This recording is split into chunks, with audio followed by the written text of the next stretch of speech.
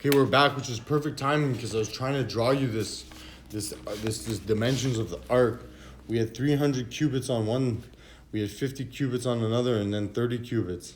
Now these numbers, I'll break these numbers down later. It goes 353 basically, but it's like that almost in terms of dimensions. I'm not sure exactly what the shape was, and I won't tell you exactly what it looks like, but they say it was a real ark. And it really went high above the earth. But anyway, let's see where we were anyway. I lost my position. Let's find it. Oh yeah, we were just doing the dimensions. So then it says here, let's just get back into it. You shall make a window for the ark and finish it to a cubit from the top and set the door of the ark in the side of it. You shall make it with lower, second, and third decks. Behold, I, even I, am bringing the flood of water upon the earth to destroy all flesh, which is the breath of life, which is the breath of life from under heaven. Everything that is on earth shall perish. But I will establish my covenant with you, and you shall enter the ark, you and your sons, and your wife, and your sons' wives with you.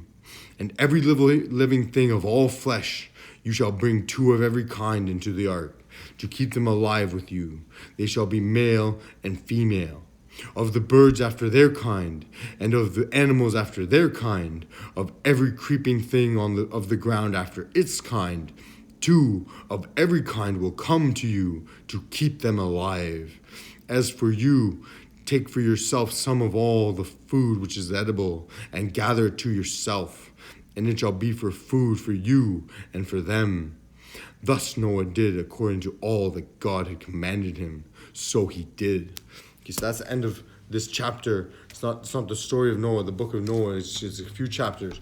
But I'll tell you what, when he's talking about the ark, you have to keep a special emphasis that life is contained in the ark, and at the same time there's 2 of every kind. This is natural in the world that we live in. Sexual reproduction is really the source of our whole genetic ecosystem habitat. We need it. It's as variance to our genetics, so we can establish an evolutionary process that allows us to change and adapt to the environment as it changes. As we now know, all sorts of things are happening with the earth we didn't even know till the 1970s. For example, continental drift was only proven in the 70s by studying the magnetic polarizations on the ocean floor, where the trench was magma was coming up, and every say 100 years the Earth's magnetic orientation reverses. North Pole becomes the South Pole, and South Pole becomes the North Pole magnetically. They switch back and forth, and when you run that magnetic field along liquid hot magma on the ocean floor, it orients the magnetic field in that magma, and it changes its magnetic orientation. So we have a bunch of lines on the ocean floor, and we just count those lines, and we can see how long the Earth's been drifting along for, and it proves continental drift is happening. It's a fascinating discovery, and it only happened in the 70s. You can look it up. Continental drift is a fascinating theory, probably the biggest one in the world. Okay, now we'll start the next chapter anyway. So I'll tell you something about the ark too. It's very fascinating. I'm not sure what it means entirely, okay? Because I've never been in the ark. I've never seen no doors on the sides to get in or windows in the top to look out. So anyway, if I had a chance, I wouldn't take it though. I would not go. But then if I had a chance and I didn't take it, I did not go. If I had a second chance, I think I would be a little more curious now that I have understood it a little bit better. Anyway, we continue. The flood. And a lot of people, especially the guys who really are afraid, are the ones who would deny it. They'll be like, oh, the flood was meant to punish us, and we're so guilty that they would kill us with the flood, so we don't believe it, and it makes us angry, and they just get cold and ugly. But, it's no reason to give up in the Bible just because it started like that, okay? There's meaning to it, and you know what? If you don't want to believe, I'll tell you something about believing that you probably don't even know yourself. You can't spell believe without lying. So that's it. I'm gonna tell you one thing, and that's it about that. So we're gonna start on the next chapter right now because I wanna get into the good stuff, the meaty part. Then the Lord said to Noah, "Enter the ark, you and all your household, for you alone I have seen to be righteous before me in this time. You shall take with you every clean animal by sevens, a male and his female, and of the animals that are not clean too, a male and his female. Also the birds of the sky by the sevens, male and female, to keep offspring alive on the face of all the earth. For after 7 more days I will send rain on the earth 40 days and 40 nights, and I will blot out from the face of the land every living thing that I have made."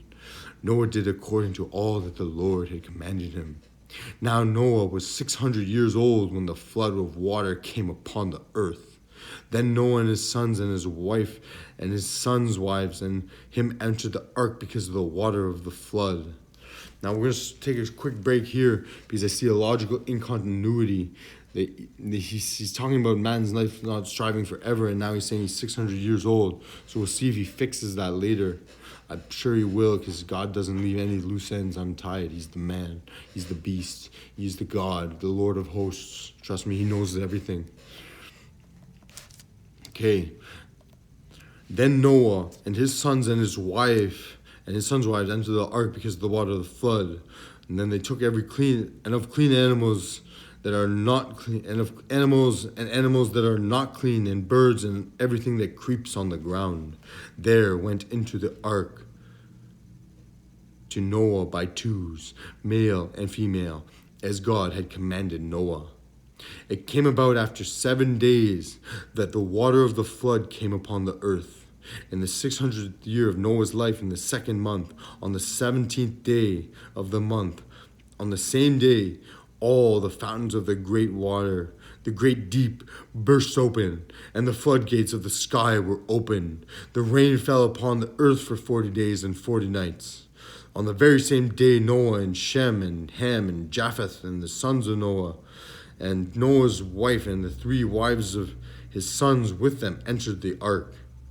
They and every beast after its kind, and all the cattle after their kind, and every creeping thing that creeps on the earth after its kind, and every bird after its kind, all sorts of birds. So they went into the ark to Noah by twos, of all flesh in which was the breath of life. Okay, there's a lot of numbers going around here, and this is the 1,000,000-year-old book. That when they drop a number, it doesn't mean nothing. It's a serious fucking number, and they all mean something. So I wonder why they're telling me, is the 600th year of his life. You got to wonder what that number 6 really means. And you hear about, the 3 sons. Like, what do the 3 sons really mean? I know from having 3 brothers, there's an oldest, a middle, and a youngest. And it's a very important relationship between the 3 of them. Like, you have to understand, everything here comes from antiquity. You can't ignore a single detail. And 535, I don't know what that means. 300 down to 30 to 50. Holy jumping. I don't know, man. There's some kind of weird thing. If you divide 300 by 50, you get 6. It's weird. And if you multiply, no. Okay, well, I'll figure out the numbers. There's a 40 in there. I'm looking at 40 days and 40 nights. That's the best one. It's the most important one. I think that's the key giveaway here. But we'll continue. So they went into the ark by twos, of all flesh in which was the breath of life. Those that entered, male and female, of all flesh entered as God had commanded him. And the Lord closed it behind him.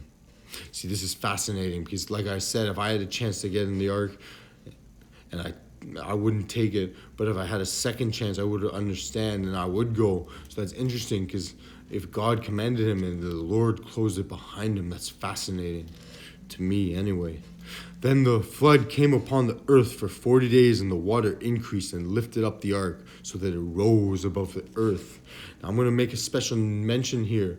The water, the fluid from which the seas and the rivers are made, and the row is really high, so you can lift up something that has buoyancy easily, right? And that kind of makes sense on Earth. You can test it, and you've done it before. You know, you throw your juice box in the water, it just floats there because it's buoyant. The water it displaces is equal to the mass it can lift, you know, the force it can lift. So it's great. And so obviously this was a big ass ark and it could really carry a lot, but it really went high above the earth. So you see an airplane, it works different. So anyway, it goes high above the earth too, so they have a common element. The water prevailed and increased greatly upon the earth, and the ark floated on the surface of the water. See, they say floated, so picture it. It's not like an airplane, like it's there flying with Bernoulli's principle or something, you know, like, you know, air pressure, fucking around with air pressure. There's something to do with like water and buoyancy. It's a lot more sophisticated. You displace the water, it gives you buoyancy. An airplane uses high speed to change the pressure of the air around it, and that's what gives it lift or drag, and you have to counterbalance that, and you do that simply on a wing by giving it more faster air on top, and that gives it lift. When you just angle the wing slightly and give it a momentum, it really just starts to give it a lift. It's fascinating. I don't know how it works, I forget. It's just, you just have to have a longer fucking path for the air to travel on top, and that'll, when it's a long path and it's moving, then what happens is the air moves faster on top, and faster moving air is actually less dense than slow moving air. So that creates a suction, and we call that lift, because the top is longer for the air to travel over than the bottom. That's Bernoulli's principle, and it's fascinating. And we just have put it on a piece of aluminum and strapped it to two honking engines, turbine engines, and we can carry like 200, 300 people easily through the sky. Anyway, that's some aerospace stuff I used to do, but not anymore, because, you know, that was whack. Anyway, I wish if I could do it again though, like same thing. But now that I understand it, I'd do it properly. Okay, we get back into it. Okay, and it rose above the earth. The water prevailed and increased greatly upon the earth, and the ark floated on the surface of the water. So it's a floating device. It's not a flying device, really. It's really floating.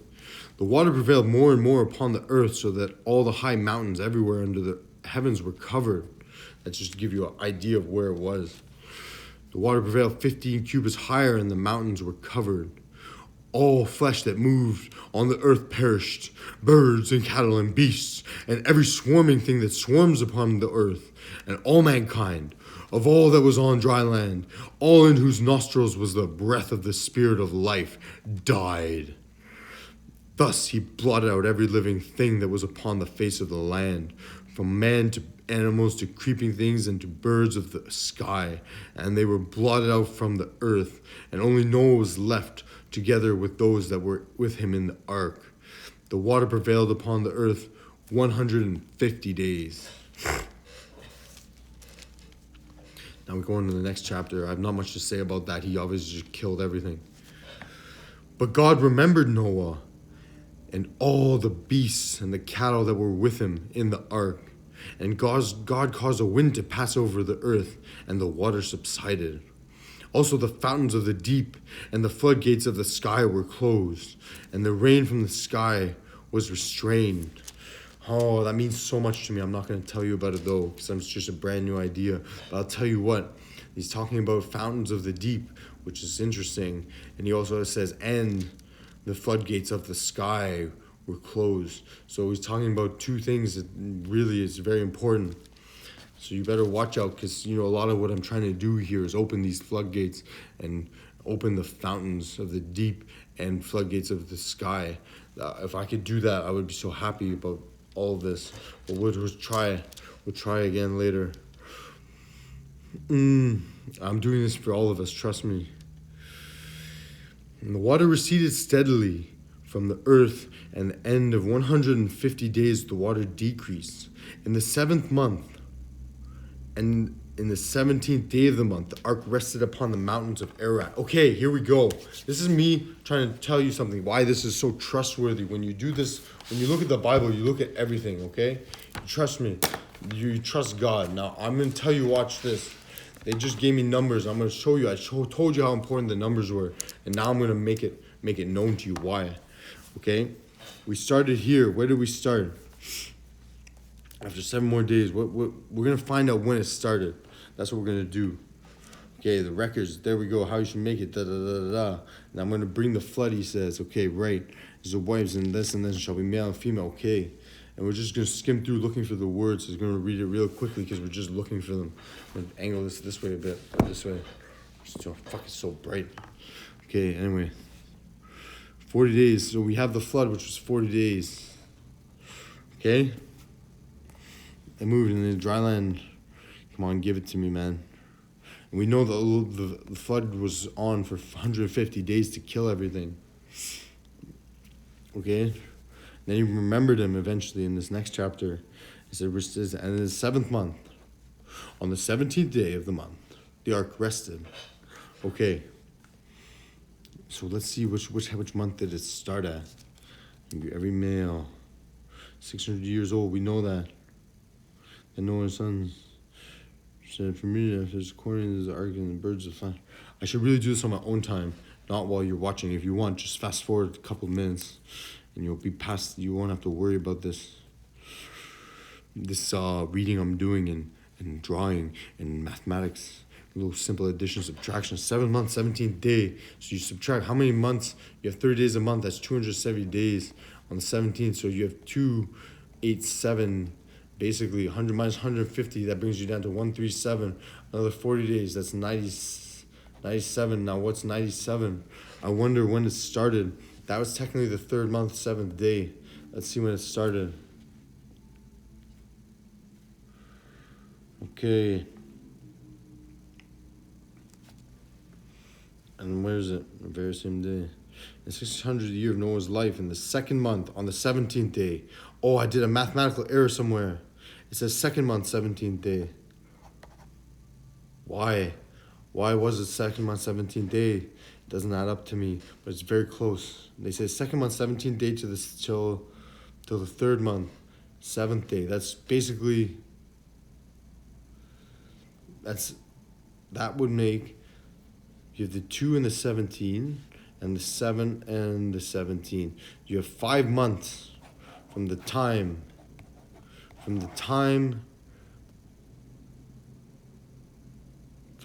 it started, basically, the same day all the fountains opened. Okay, so you have 5 months, right? 5 months total of this whole flood disaster, and they said, okay, so how many? Let's add up the days. We'll find out how long they were counting their months for. We had 40 days, 40 nights of flood, 150 days of drying, of wind blowing and stuff. Let's see, what did it say? And then wait, he sealed them up, and also the fountains of deep floodgates were closed. And then in the 7th month, on the 17th, the ark rested. So that's when it finally rested. 40 days, 40 nights, another 40 days, 40 nights. So what are we looking at? We're looking at about 230, which if you look, we're at 270. We need 40 more days to make it all add up for 30 days a month. It's really close, man. Trust me.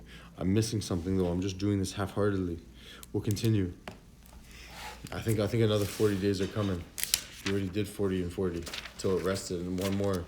No, it has to be before that, right? 600 year in the 2nd month, and the 17th day, and the 7th day. And there's another 10 days. It's interesting. It's very close. I'm going to add this up and I'm going to prove it to you. Trust me, it's very trustworthy. I don't have all the numbers I need, though. I'm just looking for it. So we're at 230. We need 270 roughly to make 270. We need 270 to make 5 months? It's roughly, no, something's not right. Why 270 to make 5 months? Why would I think that? 150 to make 5 months. So you have 150 to make 5 months. 150 to 5 months, and then you have 40 days, 40 nights for the flood, 150 of the waters on the earth, and then 40 days and 40 nights is where we are right now. What does it say? I know this is adding up perfectly.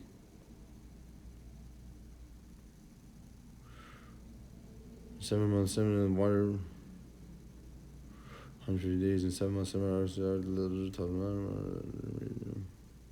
Anyway, right now my tally is literally not bad. It's at 230, and I'm looking for 150. I'm looking for 150. Oh, he already said 150. Okay, let's just forget the 40. He says the time frame is see, I told you it'd prove itself. He says time frame is 5 months, and then he says at the end of 150 days the flood ceased. So that's your 5 months right there. It's perfect. I'm telling you, they weren't stupid, man. It's simple math, and it gets better throughout the book. Okay, sorry about that. It was a little detour. The water decreased steadily until the 10th month. In the 10th month, on the first day of the month, the tops of the mountains became visible. Then it came about at the end of 40 days that Noah opened the window of the ark which he had made, and he sent out a raven, and it flew here and there until the water was dried up from the earth. Then he sent out a dove from him to see if the water was abated from the face of the land. But the dove found no resting place for the sole of her foot. So she returned to him into the ark, for the water was on the surface of all the earth. Then he put out his hand and took her and brought her into the ark to himself. You know what? I just drop it. I see what he's doing. You see the sole of the foot of the bird needs to touch something, or else it can't live without the ark, you know? You gotta think about it. I'm not gonna paint it too brightly and too perfectly for you. I'm just gonna leave you with that little abstract.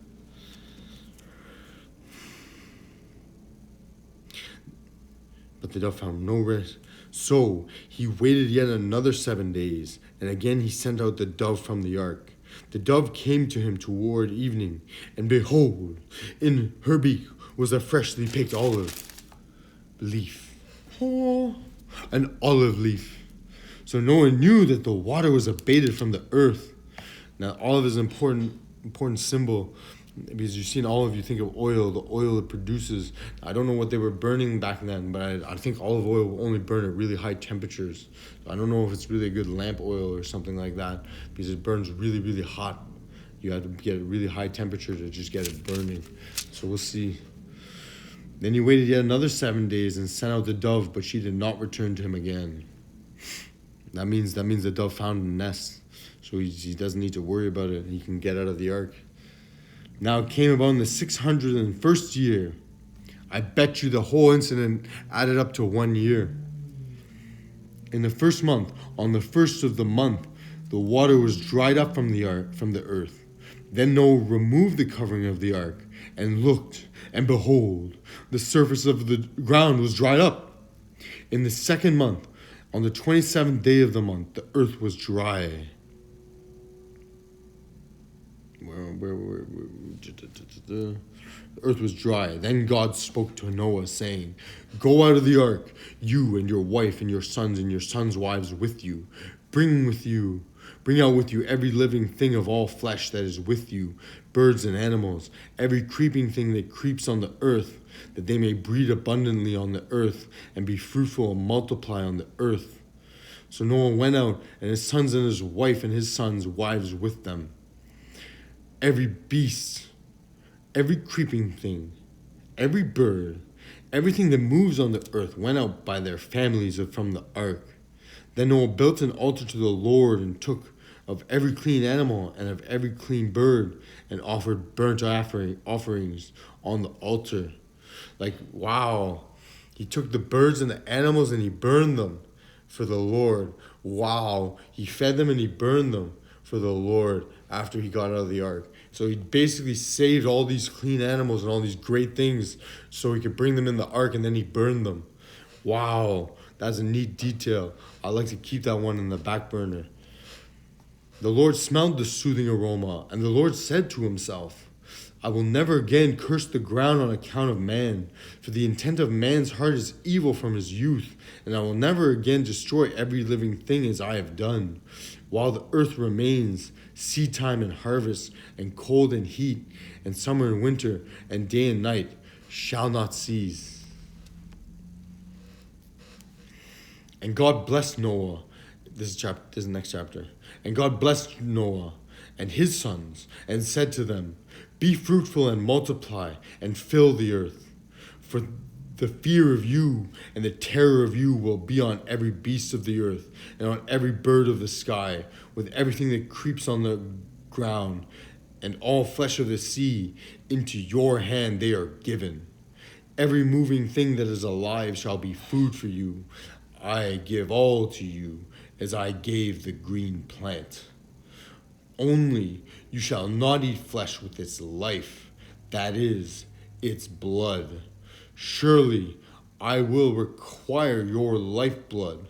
From every beast I will require it, and from every man's brother, I will require the life of man.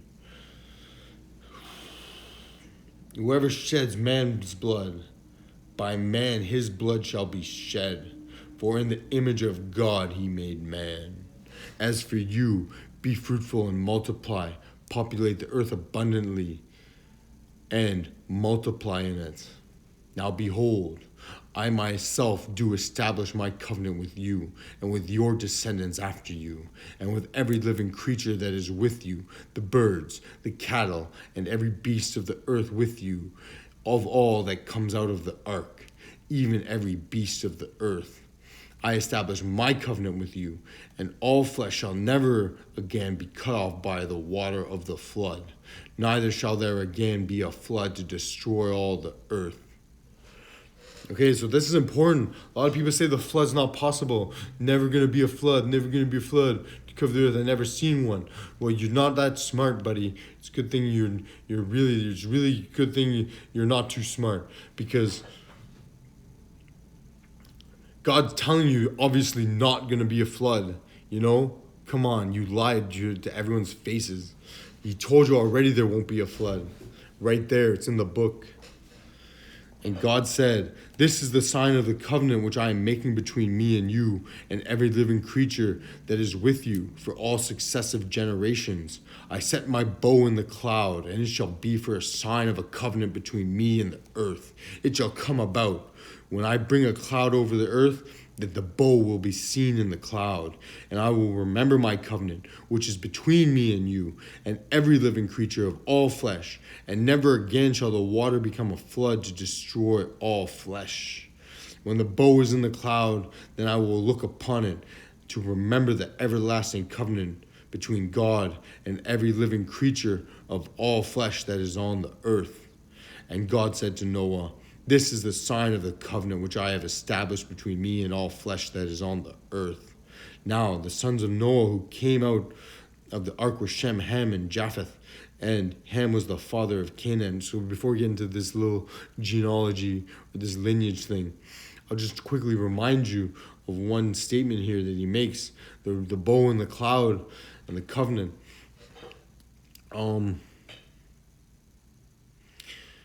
What is this going to say? Yeah, so that doesn't necessarily mean don't tempt God, you know, don't think you have it in the safe zone, because there's been other natural disasters more linked to climate change than you've ever known before. You know, don't forget, we even went through an ice age before, so that's fucked up, and you don't want to go there. You know, who wants to live in the Arctic anyway? You see what I'm saying? I hope you understand. Try to understand the whole world being an Arctic. That would be horrifying, okay? Okay, now we get into the geology. These three were the sons, so don't think it won't happen again just because it's not a flood. It could be much worse. It could be a slow, painful death, not an instant drowning. These were three of the sons of Noah, and from these the whole earth was populated. Then Noah began farming and planted a vineyard. He drank of the wine and became drunk, and then covered himself inside his tent. Ham, the father of Canaan, saw the nakedness of his father and told his two brothers outside. But Shem and Japheth took a garment and laid it upon both their shoulders and walked backward and covered the nakedness of their father. And their faces were turned away so that they did not see their father's nakedness. When Noah awoke from his wine, he knew what his youngest son had done to him. So he said, "Cursed be Canaan, and a servant of servants he shall be to his brothers." He also said, "Blessed be the Lord, the God of Shem, and let Canaan be his servant. May God enlarge Japheth, and let him dwell in the tents of Shem, and let Canaan be his servant." Noah lived 350 years after the flood, so all the days of Noah were 950 years, and he died. Okay, that's the end of Noah. I just want to see what happened, how Noah lived to be 600 years when the Lord really started off saying, his days will only be 120. I guess that's why he's correcting this whole time frame thing. Like, the timing was off. They didn't count the months properly. They counted the months probably likely 4 times more than 120, which would be 480 plus 120. That's 600 years. So if you look at 120 years maximum, you're looking at about 4 or 5,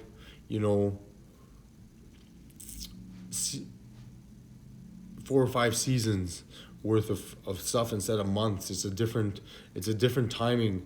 I think we changed that when we came to this flood era, this days of the flood, and we got the timing right. Because God is a process. Like everything, even evolution, things are developing as we go. So even God is growing with us, humankind. Like he's not an ancient guy. He's alive today, and he's with us. Trust me. And this is also interesting at the end, Canaan. Canaan, I bet you he was the middle of the brothers, because he's kind of got a bad lot. He's not the first and he's not the last. He's kind of looking up and down. And it's hard to be in that position. You play monkey in the middle most of your life. And I should know. And Canaan also is a lot like Cain, who killed his brother too. So there's a lot going on here. And I'll point out one statement here. It's probably my favorite one in this whole chapter, this whole book of Noah. We'll reread it again. "You shall not eat the flesh with its blood, that is, with its life." And then you say, "Surely I will require your blood.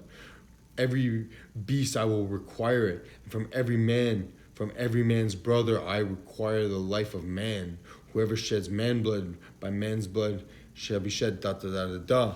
But he requires the blood of man from the hand of man," which is you're talking about some violence. These are times of violence. Anyway, I hope I painted a decent picture. We will revisit this. We will revisit the story of Noah, because it's a fascinating tale. And if anything, it's the one story that ends it all. It's the end of all time. You know what I mean? Like, you don't need to read this whole Bible to get it. You really got to read up to Noah. That's only that many pages, because the rest of it's kind of on repeat after that. There's nothing new, because God already knew what us people were like by the time he had to destroy us all. So, take a look at it if you're interested. But trust me, just be careful, okay? It's a holy, holy book. Not everyone's cut out for it. I understand that. I mean, it is pretty. You gotta take a lot of leaps of faith. If you think it's a leap of faith just to open the first page, that's nothing. I spit it out in a second. When you get to David, it's gonna be hard. When you pass Moses and get to David, do you want to leave Moses for David? You're gonna have to think about that thing, And then when you get to some of the other guys, when you get to Jesus, that's another leap of faith. You're gonna have to ask yourself, do you want to make that leap of faith, right? So, I know for me, I took them all. I did it. It took me probably several years to finish the whole thing. My first run through. Like I said, I don't need you to. I don't expect you to go and win that wisdom yourself. I did it, so now I'm gonna tell you about it, so you don't have to do that. Anyway, anyone who says the flood is bullshit doesn't know their head from their ass. I don't care what they say. They're just cold and ugly. You can't deny it. The million-year-old book. No more floods, but we haven't heard anything about an ice age. So just watch out. I think an ice age would be much worse, because then you really see the nature of humans. Anyway, and it's not a good nature, trust me. That's why they all have to die. We'll get this posted up on IGTV once we. Anyway, tune in next time. Leave a comment. I'm quick to respond always to anyone. Thank you and goodbye.